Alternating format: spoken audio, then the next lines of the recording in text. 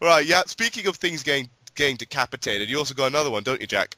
Ah, I do. It really hurts me to do this because oh, George A. Romero's new offering, Survival of the Dead. Now, I watched it, and it's not as nearly as good as his previous work. Because I liked Diary of the Dead, and I'm one of the only people who kind of did. It was one of those films that was like, oh, it's not as good as his previous one. It's not even as good as Land. But I think every film he made, it's because his budget seems to be just getting lower and lower for every film. I mean, it Yeah, started off low in Night of the Living Dead, jump up, and then seems to be going down again. I don't see what's going on there. But then again, it's zombie movies. Most zombie movies are pretty much done with a low budget. So what is the thing that makes this movie not so great? Oh, well, I mean, it's disheartening because they gave him a good budget for Land of the Dead, and that made quite a tidy profit. And it was just because Students of Interference is something that George never went back, and he went back to being independent.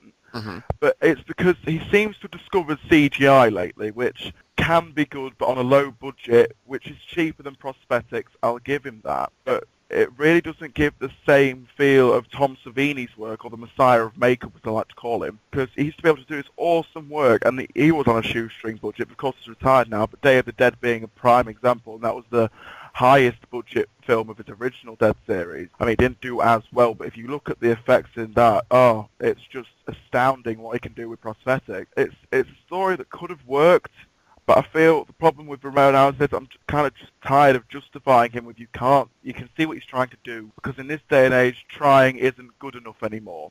But it's in a day and age where films are all about the commercialization, how much the studios can make money off it. It's also kind of refreshing to see that George Romero is like, I don't want any studio experience. These are my babies, and I'm trying to make them on the lowest budget possible because I don't really care about the money and everything. I just care about making my stories, Hmm. which is refreshing. But at the same time, sometimes he kind of doesn't listen to criticism, which I think is a very vital point to every director. They need to listen to the fan criticism, not the proper trolling criticism, people who just want to have a go because they can, but the proper ones like, look, you're trying to throw it too much into that, and your social commentary is not as good as it used to be, or like as subtle as it used to be. yeah.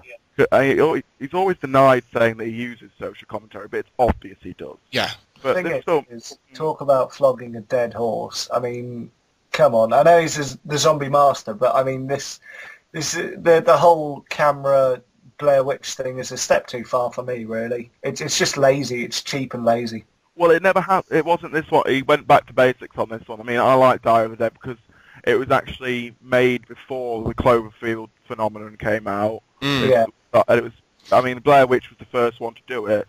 But then again, Wreck, we're going to point out Wreck, because that was a brilliant horror film, and that Yeah. used the kind of shaky style. Yep. Yep. And that was scary and visceral. I mean, I started watching Wreck 2 the other night, and it wasn't as good as Wreck 1, but it was still good.